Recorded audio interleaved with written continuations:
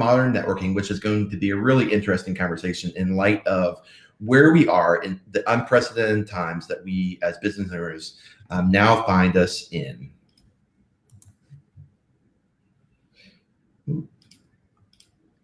Welcome to the Home Service Toolbox, a podcast dedicated to helping home service providers. Every Wednesday, your hosts, Brian and Olivia, will interview leaders.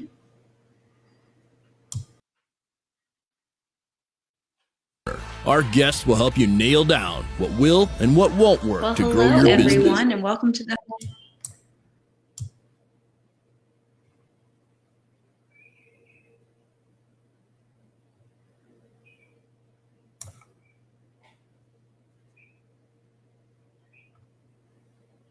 know if it is working, but we got tech on.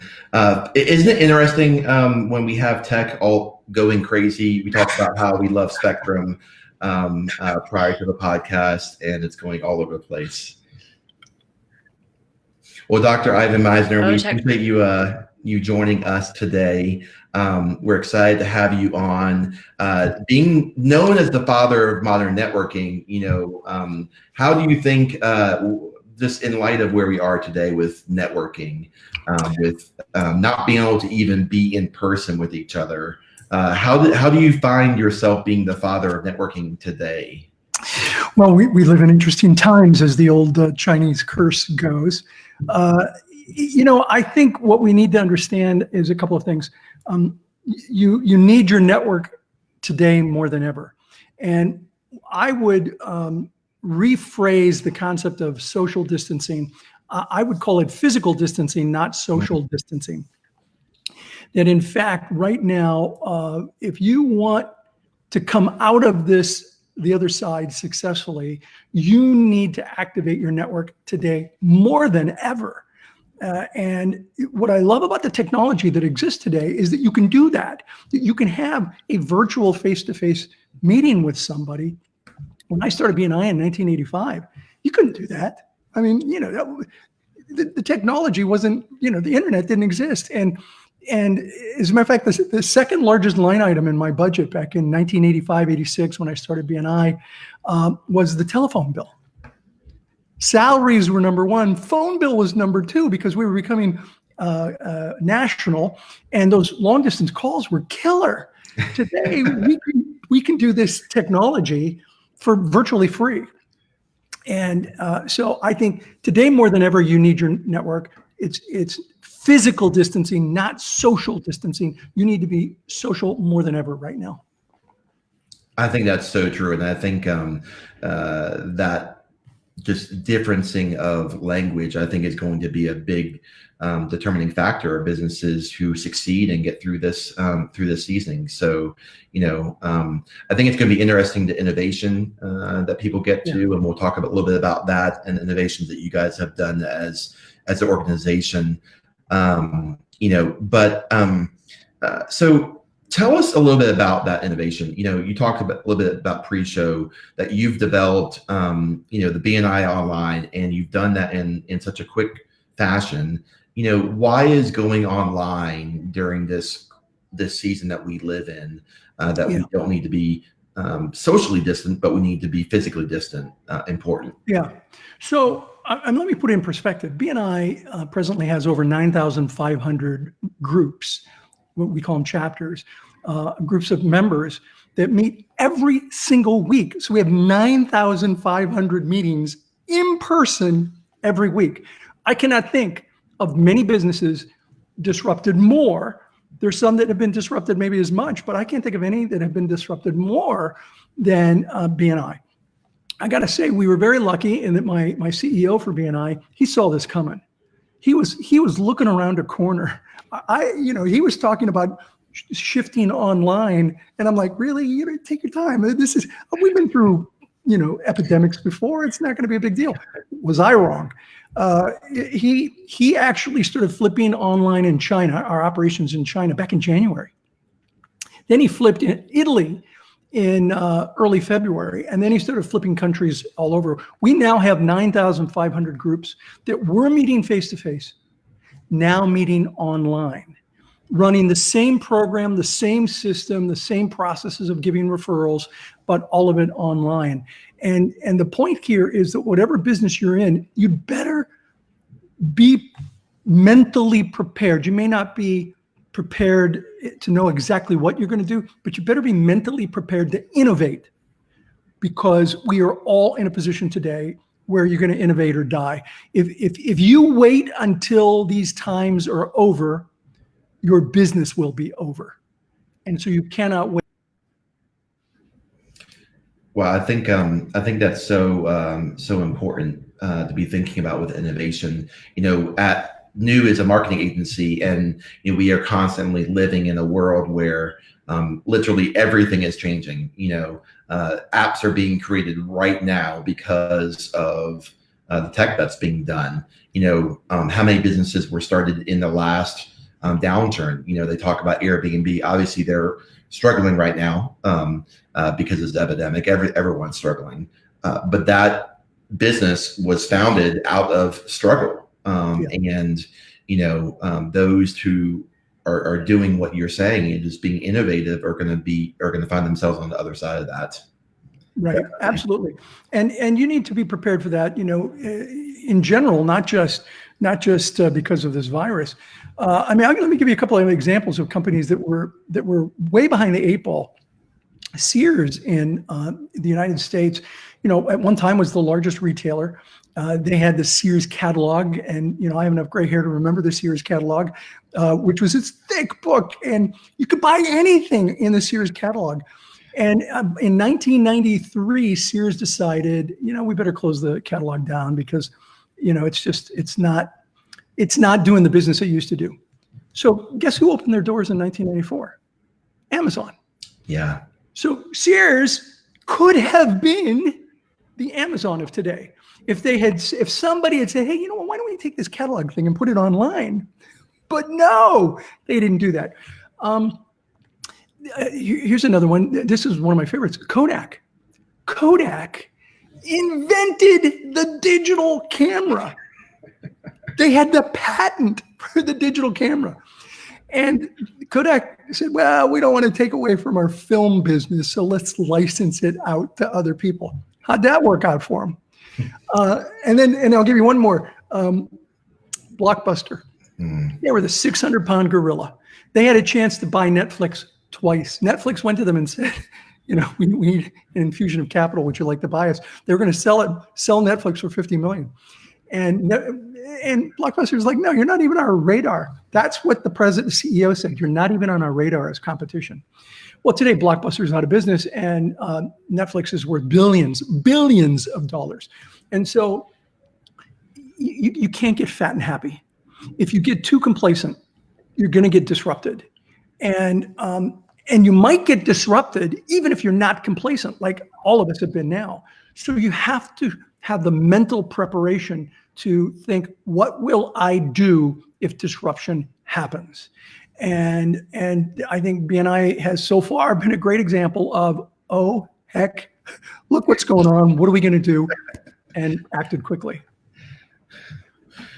Actually, we use stronger language than oh, heck. Well, that's okay. Life happens. We got to get around the corner and figure out how to do these things. So I think disruption, I went to, we're in the kind of agency world that we're live in is called inbound marketing, and went to a conference called Inbound in Boston last September. And I'm curious actually if they're going to have it now with all this coronavirus stuff. But disruption was a huge conversation piece, and being able to be aware of that and being on the front lines of that and not being scared of taking those next steps. Yeah. So can you tell us a little bit more about BNI Online and what that platform looks like to our listeners who might be interested? So yeah, we basically white labeled, we took Zoom and we have BNI's branding on it, but we literally set up 9,500 Zoom accounts. Seriously, 9,500 Zoom accounts. And our chapters meet on Zoom. So digitally face-to-face. And it's been amazing to see photographs of all the members on the screen in a chapter. and one person is talking. So our meeting is handled just like it normally would, where there's a president who runs the chapter meetings. Everybody has a chance to give a brief introduction of who they are and what they do, and what's a good referral for them. We have a speaker every week. It's always a member who spends about 10 minutes going into depth on what they do. We do some administrative things, and then we have the most important part of the meeting, the referral part of the meeting. And that's where everybody goes around and they'll say, I have 2 referrals today, or I have 1 referral today. And then they pass referrals. Last year, we passed 16.3 million referrals. We generated $16.2 billion US worth of business for our members all around the world. We do that now, for now anyway. We intend to go back to in-person meetings, although the genie's out of the bottle. We might end up doing a hybrid system. I don't know. So we have all of these people running an exact BNI meeting, including at the end of a BNI meeting, the visitors are taken to a different part of the room or into a different room in the in-person meetings. And then the visitor host explains what the visitor just saw and how it works and what it costs to join. And we still do it, but they go to a new virtual room. So Zoom platform has the ability to do virtual breakouts. So the visitor host goes to a virtual room with the visitors and talks to them separately. The meeting is virtually identical, but it's online. We definitely should have all invested in Zoom prior to all this. Did you? I did. Yeah. Yeah, I was invested. Not a lot. I had 100 shares. That's not that much, but I think they're up right now 60%, and everybody's down. They're up 60% from when I bought them. Maybe in November, December. Wow, that's so interesting.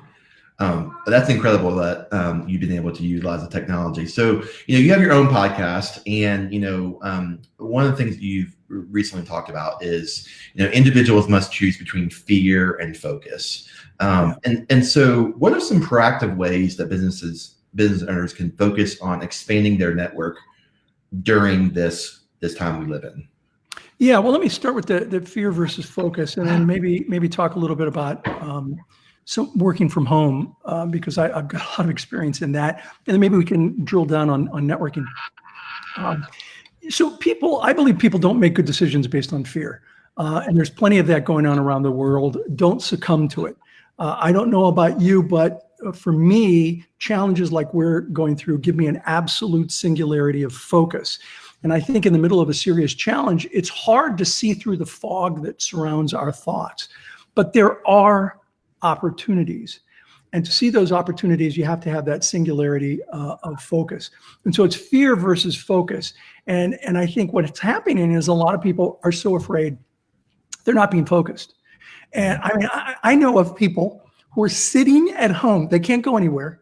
And rather than do some of the things that I'd love to talk about, they're in front of the television, obsessed with everything that's going on with the virus. And I'm like, why are you doing that? First of all, you're putting all this crap in your head. You have to have micro doses of the media right now. That's a big bit of advice I have for people. Micro doses. You got to know what's going on, but you can figure out what's going on 10 minutes in the morning on an app for, don't watch a show, read in the app what's going on, and 10 minutes at night. And you're up to date with what's going on. Don't sit in front of the TV. You should be connecting with people and working. It's a great opportunity to do a lot of things that you didn't have time for before. Well, I think the fear is a huge paralyzing factor. This really hasn't paralyzed me, but in the midst of this, I've been selling a house and dealing with some stresses with that. And that fear has definitely paralyzed me. So I can certainly understand, how fear can paralyze people. And I think you're right. You have to make a choice. You have to physically make a choice to do something different. And so the difference that you're saying is it's not fear, it's focus. Yep. So talk a little bit about that focus and how that choosing focus can be that difference maker. So I think the first thing you do, most all of us are working from home. Now, I've worked from home for a lot of my career. I'm talking to you today from my home office in Austin, Texas, but I started BNI in my house. So I started BNI in my house. We now have offices, real offices all around the world, but I've kind of gone full circle. I've gone back to working from my home again. And so there are a number of things that I've learned. And the first thing that people should do is really wrap their head around the process of working from home. And here's a few suggestions. You got to have dedicated workspace. If you don't have an office of your own, then, I mean, when I started BNI, I didn't have an office of my own. I had a room that we kind of used as offices, and I shared it with a couple of other people. But you got to have a dedicated workspace. It shouldn't be where your living space should not be there, even if it's a table in a living space. It should be as quiet as possible, but a dedicated workspace. Don't get distracted by bright, shiny objects. Don't get distracted by the television or by other things that are going on. Stay very focused. How about kids? Kids, yeah, let's talk about kids. So I think you need to set ground rules with the kids. I worked at home when my children were growing up. I worked from home a lot. I would write from home. So I would leave the office and go home and be there all day to do writing. So you just have to set ground rules with kids. And if you're not talking about a toddler or an infant, you can set ground rules with them about, hey, I'm going to be here for you. We're going to have fun. Maybe at lunch, we'll do something together. And, we'll play a computer game or something at lunchtime. But, dad's got to work right now. So I'm going to be in my office working. So you got to set ground rules with them. I think that's really important. And most of the kids, they get it. And you're going to have time to spend with them a little bit more. Maybe you don't have to work that 9-10 hour day. Work a 7-hour day and spend a little more time with the family. Here's an important one. No social media except for business. Except for business. So I do a lot of social media. So I'm on social media for business during the workday. But no cat videos. No funny YouTube videos. No Whatever kids. you do, don't watch stuff about COVID on social media. Stay focused. That's one of the bright, shiny objects. Stay focused on business. And social media is a great way to do some business right now. If nothing else, if not make sales, stay connected with your customers through social media. I think that's a great thing to be doing. You want a couple more? Sure, go for it. So you got to plan your day. Don't let your day control you. Don't let the tail wag the dog.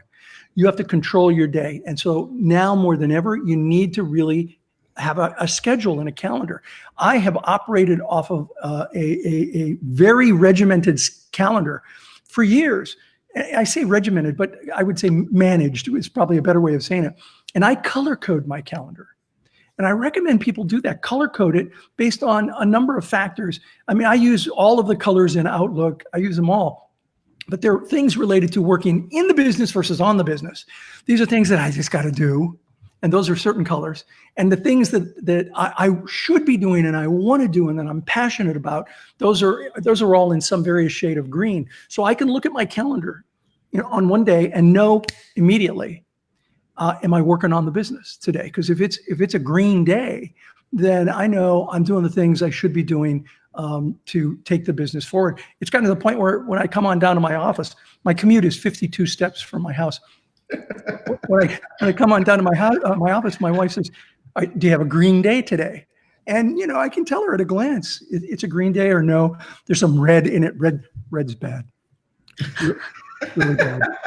Red's usually lawyers. Or I love you all, by the way, lawyers and accountants, but usually it's not good stuff. So anyway, you got to color code your calendar. I think that's really, really important. So there's a few staying at home techniques, tips. I'm happy to talk about how do you activate your network from home. Well, so speaking about that, like I want to dive a little more into that. So, for someone like you who have been working from home for months and years, the three of us on this podcast are probably more of the maybe more organized, more, working from a desk type employee or business owner. A lot of people in BNI, a lot of people are listening on our podcast, are in the field. And so transitioning from field work to kind of like home life work is very hard. Being organized, like my guess is most of our listeners do not have even a calendar, let alone a colored calendar. So how would you encourage? Anybody can have a calendar and a colored calendar with Google. If Right. you have Outlook, that's what I use. But Google's got it. Yeah. And, you can get it for free. So how would you encourage, to someone that is like, this is completely like changing their entire world? How can you help them get started to do transitioning? So I get people. I've had people in BNI who are like, they had a hard time getting online to do referrals. Forget about meetings online.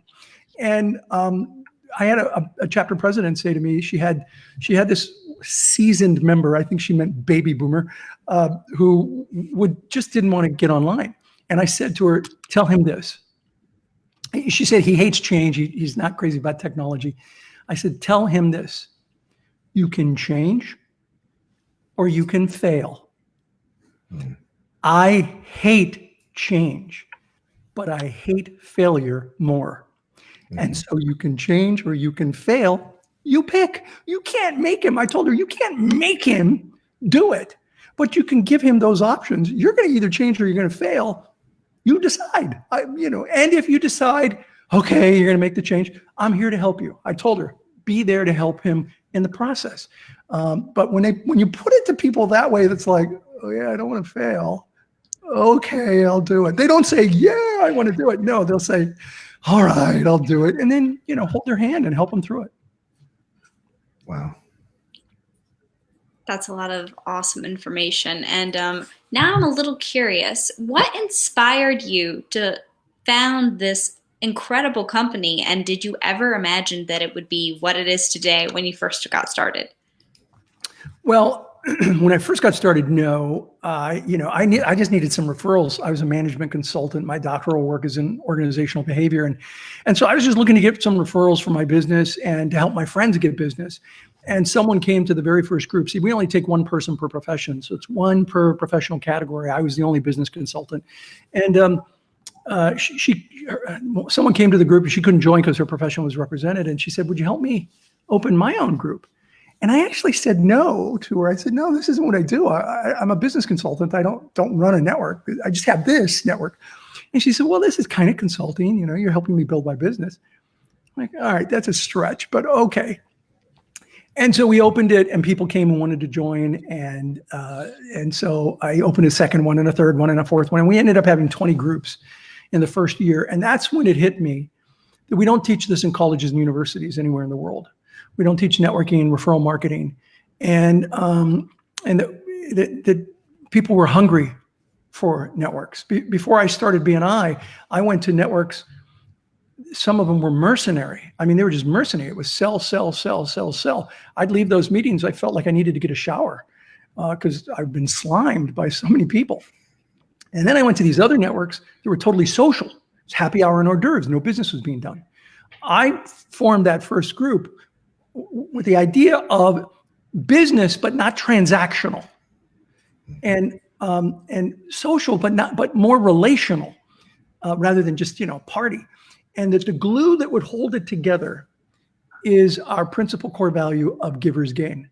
This idea that you come together as business people and help each other. And if I help you, you'll help me. We'll all do better as a result of it.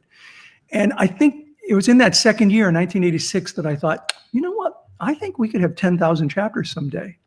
And here we are, 9,500. We're going to have a little bit of a setback this year, I think, but we'll get through this and we could end up hitting 10,000 chapters next year. You guys may end up having more. I mean, with the virtual stuff, you guys could turn it into something even crazier. We haven't talked about that too much to our members because they're struggling so much right now. Right. We didn't want to really put that out there, but you're correct. I think when this is all over and things normalize, I believe we will go from hundreds of thousands of members to millions of members quicker than we would have, because the online ability just makes it so easy to attend. I got a photograph of a BNI member in Bangalore, India. No, I'm sorry, in Calcutta, India. and his wife had some issues, and he had to stay at home with his newborn daughter, and he couldn't make the meetings, and it was going to be for like at least 2 or 3 months, and he was really devastated because he really loved his BNI group, and now with BNI Online, he was there. He was there for the meetings, and he said, "I'm so excited. I can be an active member during the middle of all this. I know it's a crisis, but it's great to be a member and be online." And at the end of the meeting, they had a little breakout of a committee, and his daughter woke up and he introduced his daughter to everyone. I mean, it was just incredible. And so we're going to have the ability to have members meet more effectively. And I wouldn't be shocked if we end up with a hybrid system of in-person some periods of time and then online other periods of time. That's my crystal ball is about as good as yours, but that's what my crystal ball says. Well, I think that's really interesting. For the people, that are not really used to like jumping on a Zoom call, I mean, this is probably something you've done, hundreds of, not thousands of times. You talked about earlier in the podcast, get social. On a previous podcast, we were talking about how, just picking up your phone and going and doing like a Facebook Live right now. But, so many business owners, like, tech scares them. Jumping on a Facebook Live or video or a Zoom call is going to scare them. So, it's very possible that someone is listening and they're like, I have no problem watching someone else do that, but like doing it themselves is like, you might as well put them in a bikini or something like that. I wouldn't like that. That's what So do you have any tips, for those that are, kind of.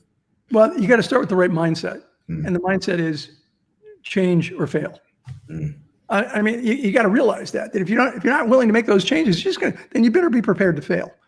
And so with that as the mindset, there are platforms that are pretty darn easy to use. I mean, Skype is, just sign up, press a button. Zoom's slightly more complicated, but not much. But the beauty of Zoom is you can have a lot of people on it in a way that's better. But Skype face-to-face, I use Skype almost every day to talk to people. So Skype is easy. That's a good entry for just about anyone to use, and it's free.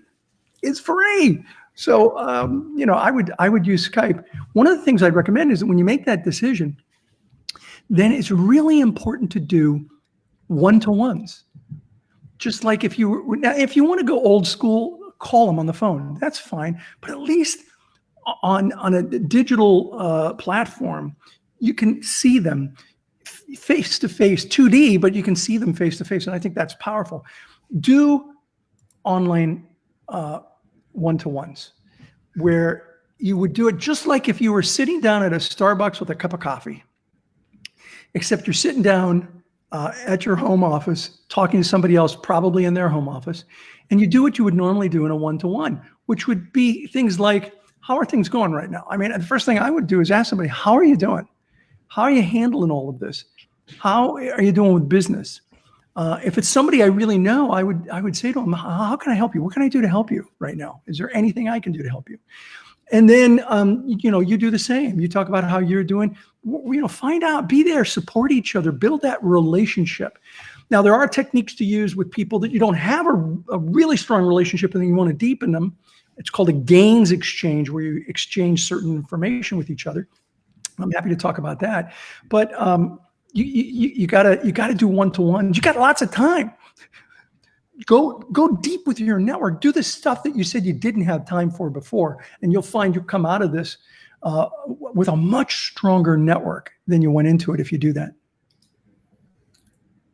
I think you're so right. You're even earlier on the podcast, we were just talking about, investing in yourself, either you're working in the business or on the business. And I think right now is so important to work on the business, use this time that we have been given.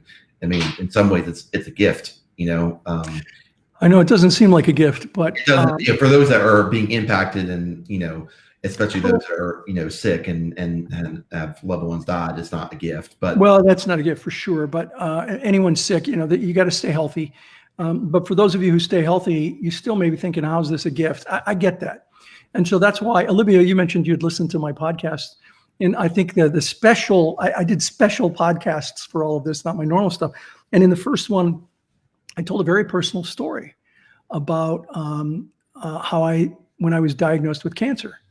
and I left the doctor's office, and I had a 2-hour drive to go see my family. They were down in San Diego, and we were going to spend the weekend together at some hotel and have fun. And so I had a 2-hour drive, and I was in LA then, and LA traffic is bumper to bumper, and it was during rush hour, so I'm mostly sitting there. I had a little notepad.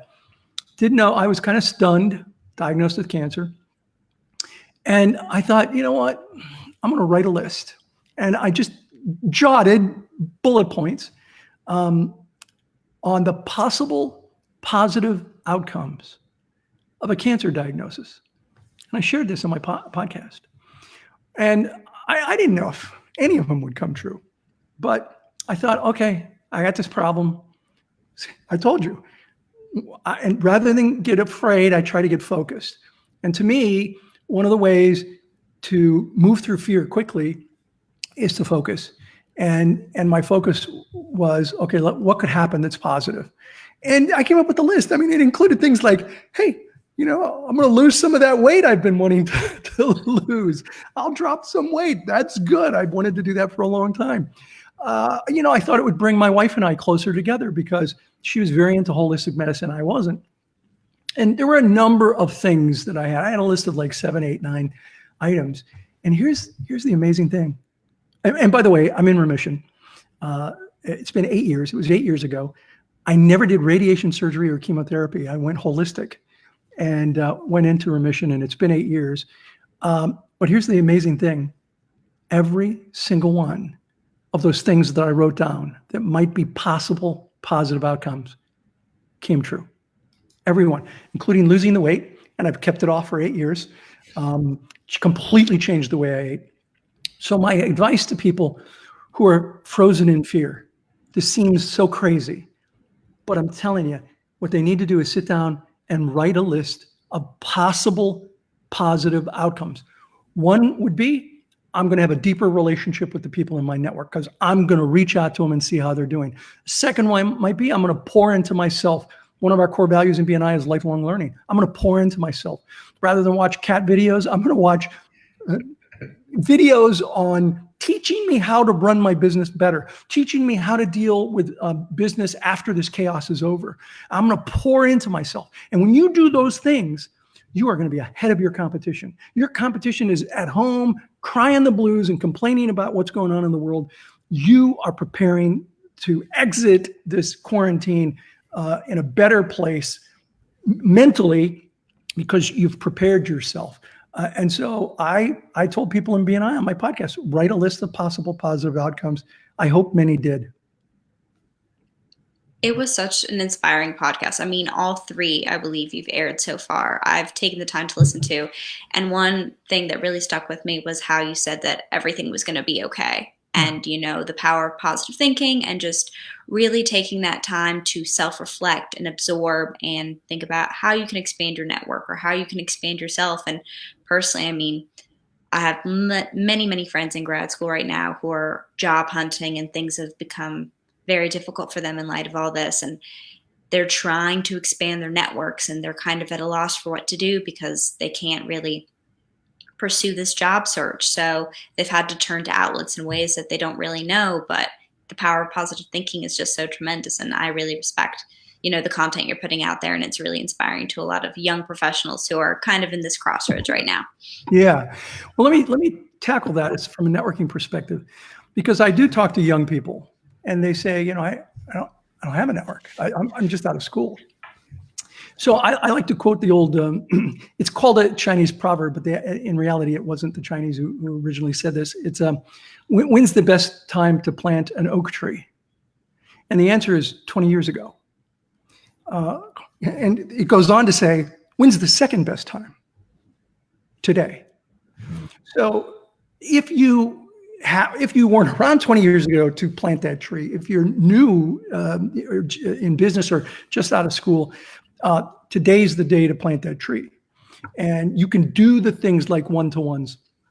You could certainly pour into yourself, virtual mentors, episodes like this, podcasts like this, where you learn ideas that you can implement.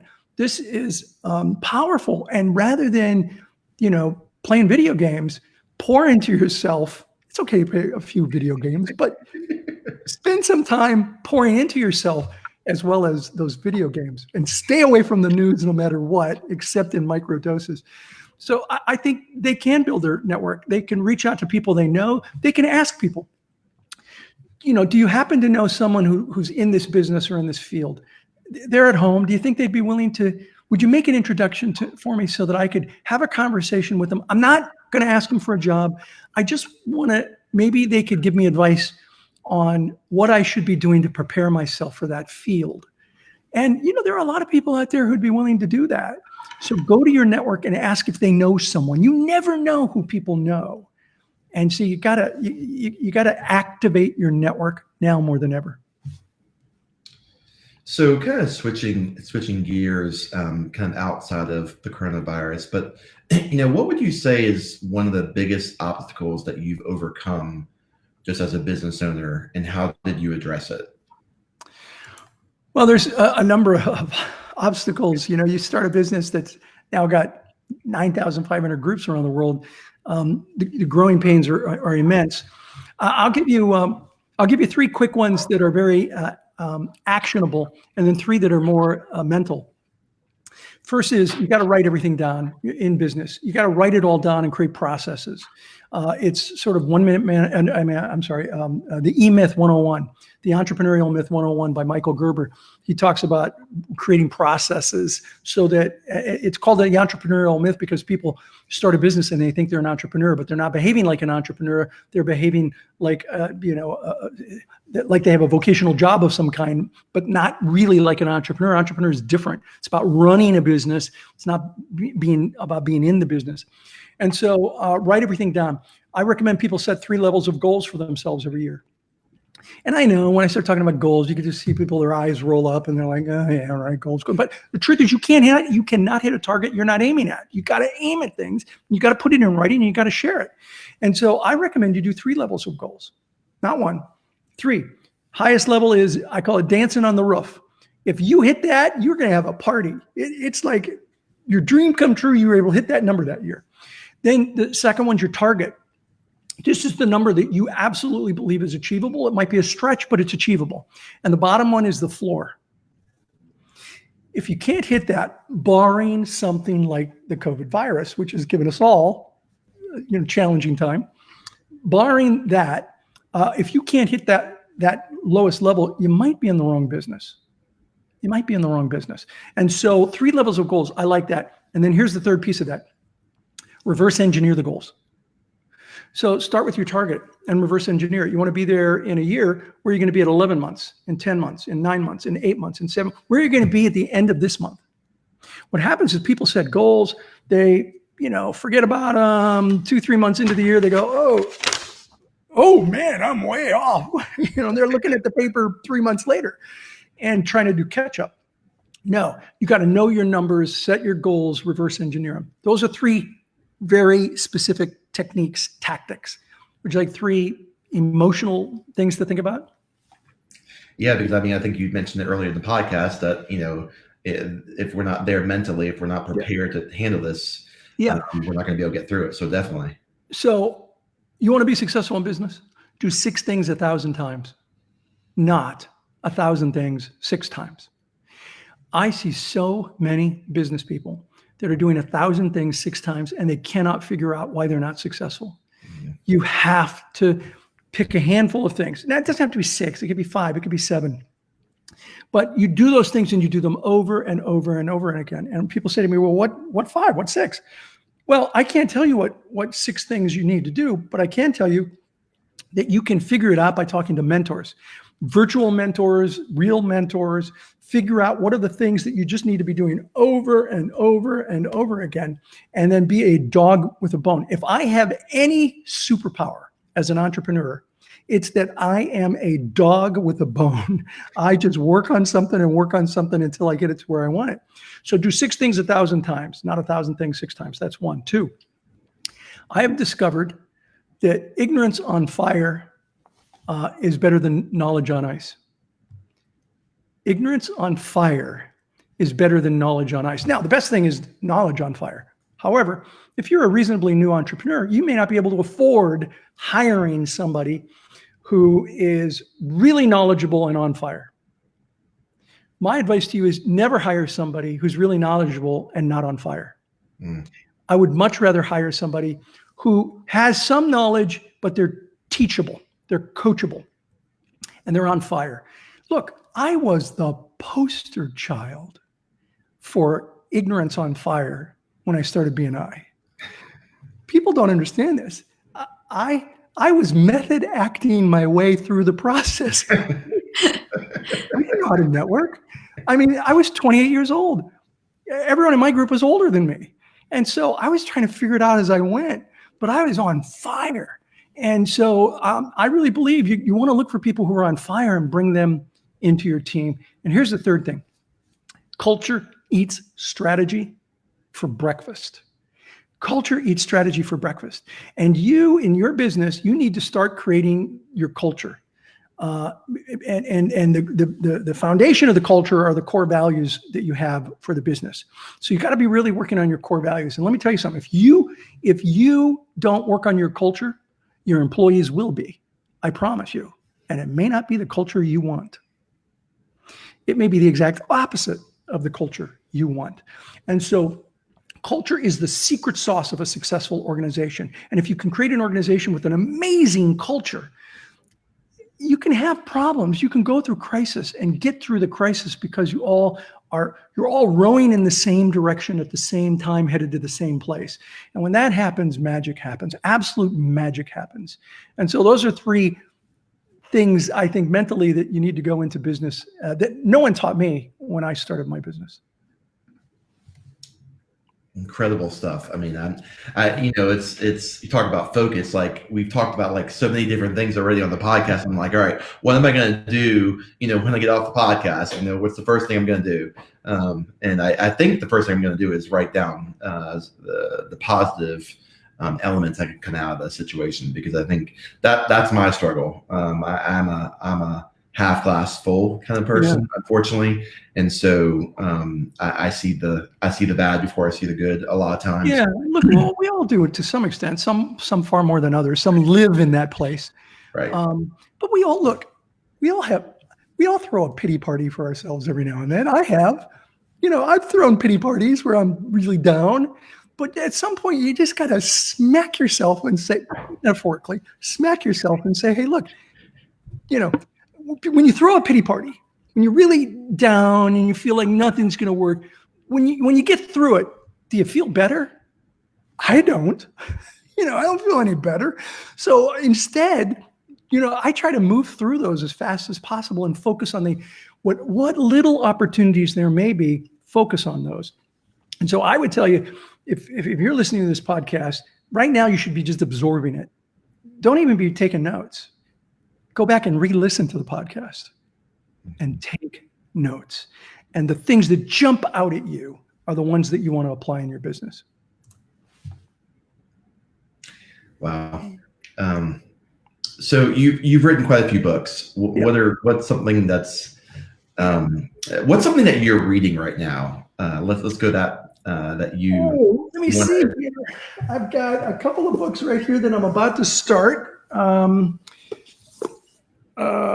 Here's one by a friend of mine. All you have to do is ask how to master the most important skill for success, and it's really about networking. And here's another one that's sort of about networking: friend of a friend of a friend of a friend. And those are on my to-do reading list. I've started this book, The Family Board Meeting, which is about if you have a family business or a family trust, how do you manage that, and how the family, in effect, acts as a board. The book I'm actually reading at the moment, in addition to The Family Board Meeting, is a book called Happy Money by Ken Honda from Japan. And it's a really good book. It's a little bit of a stretch. It's not a normal business book. It's more of a self-help book, to be honest. It's for people who want to have a better relationship with money. And I know Ken, he's a good friend. And when I saw him and he was talking about this book before it came out, he said to me, money can be happy or it can be unhappy. And I'm like, I'm a hardcore business guy, and I'm like, come on, Ken, seriously? It's paper, it's cotton, it's ink. It's not happy, it's not unhappy, it's inert. And he said, no, it can be happy or unhappy. And I said, I don't get it. And he said, well, okay, try this. And he was talking to me and my wife, Elizabeth. And he said to the two of us, I want you to think of a time that you spent a fair amount of money, not on yourself. And it gave you immense joy. And my wife and I looked at each other. We've been married 31 years. And we gave each other the same day. In 31 years, we both had the same day. And we were like, oh my gosh. And Ken looked at us and he said, that was happy money. And what we did, it was a day that we donated a lot of money to some charities. Mm-hmm. And we looked forward. We made an Excel spreadsheet and made a list of all the charities we were going to give the money to, starting with the smallest amount. And then the last phone calls would be the largest amounts. And we couldn't do it all in one day. And so we woke up every morning for about 4 days. And it was like, okay, let's go back to the list. And who are we going to call? And when we told them we were going to give them this money, they screamed, they yelled, they cried. That was happy money. So he talks about in the book the difference between happy money and unhappy money, money that you give and you're not happy about giving it, and how that is different than the money that you give, which is happy money. It's an interesting book. It's a stretch. It's not a business book, but it does give you a different relationship with money. Ken Honda, Happy Money. It's in English. He's from Japan. Wow, I'm definitely going to have to add that to my reading list, because I've decided to not Netflix and binge my way through my time spent working from home. So I've definitely been looking for books, and that sounds really, really awesome. I'm all about some happy money. It's a good book. Yeah, I like it. I really do. And let's talk about binge watching Netflix. Uh-oh. No, my answer is going to surprise you here. Okay. I'm 100% good with binge watching TV. I watch a fair amount of TV, movies, pay-per-view movies, Netflix shows. I do. But here's the thing. I block time off on my calendar to do that. I do. What color is it? Well, look, I think it's important that we're really busy entrepreneurs. I put in a lot of time, and so I need to have time for myself, time to just decompress. And so I have, since I was a young man, taken 1 day a week. I call it my mental health day. I go nowhere. You could probably not even get me out of the living room. I might go down to the pool. I might go out to the cabana a little bit, but I'll binge watch shows that I've recorded. DVR is a great invention, and Netflix or Amazon Prime. I'm all for it, but you do it with a plan so that you're not killing day after day doing that. And so I do. There's nothing wrong with that. It's a great way to clear your head and go back to work a little more revitalized. So I think it's a good idea. I'm not opposed to it, Olivia. I'm for it. Well, that's good. I have one last question for you, Ivan. What's the best part about running your business? Well, I think the best part about running a business is that it gives you a level of control that you don't have when you're an employee. And of course, it means that you make all the decisions and you make a lot of mistakes. So that's sometimes a bit of a challenge. But I think the best thing of running your own business is that it's yours. It's yours. I'll tell you what, I had a good friend who was doing a vocation day in an elementary school. And his vocation that he was supposed to talk about was being an entrepreneur. And these are like 10-year-olds, 8-year-olds. And how do you explain what an entrepreneur is? He was really struggling with what's great about being an entrepreneur. So he said this they were 8 years old. He said this to the 8-year-olds. He said, "You want to know the coolest thing about being an entrepreneur?" They said, "No, what?" "Yeah, we want to know. What is it?" He said, "You have no boss. And they were like,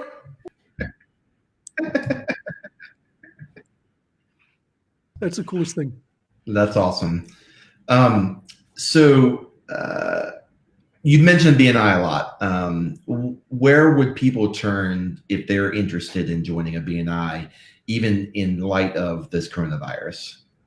Oh, BNI.com. There's a section on there on Find a Chapter, and they're all online right now, but it'll tell you where the local ones meet when they meet. And they will go back to meeting in person. So you want to look for one that is near where you live or where you work. Even if we go back to partially online, I am pretty certain we won't go back to 100% online. So you want to be in a chapter near you. So go to bni.com and look for a chapter, find a chapter. That's great.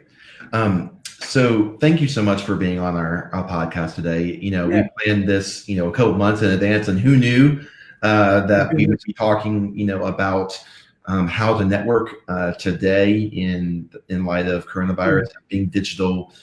So we appreciate your stories, you being vulnerable, and just being able to share the major success that you've had. Thank you. Can I leave you with one last comment? Please. I think that networking is more about farming than it is about hunting. It's about cultivating relationships with people. It's all about getting to know people. And that if you go into the process, understanding that it's about building professional relationships, you're going to have a whole different viewpoint on what networking is. And it's good. It's fun. It's interesting. It's not superficial. It's all about relationships. I really believe it's not what you know or who you know. It's how well you know each other that makes all the difference in the world in building a great network. Also, for your listeners, I have a blog, ivanmisner.com. I've been writing on the blog and doing videos there since 2007. So that's before people thought it was cool. I got 13 years of content up there, all free. Go check it out. And spell that just so in case people. Ivan, I-V-A-N, Misner. That's M as in Mary, M-I-S-N-E-R, ivanmisner.com. Well, thank you, Ivan, for your time today. We're excited about our next week's podcast. It's Natalie Peters, the marketing and business developer of House Call Pro. And, Ivan mentioned just the concept of having systems in place. House Call Pro is a software that businesses can use to organize everything they're doing for their business, and from leads to quotes and all sorts of this stuff. We're excited about having Natalie on podcast. And if you guys really like us, please give us likes and subscribe. We can be found on Apple Podcasts. We air live on Facebook Live at 12:15 every Wednesday, and we appreciate you guys stopping in. Please feel free to check out Ivan's blog, and if you like his podcast as much as I do, stop by at bnipodcast.com to listen to his podcast as well. Thank you, Ivan. Stay safe, not socially distant, but physically distant. Physically distant, right? So, yeah. All right. Well, enjoy the rest of your day. Thank you so much.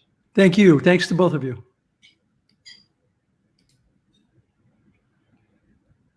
I'm pressing stop.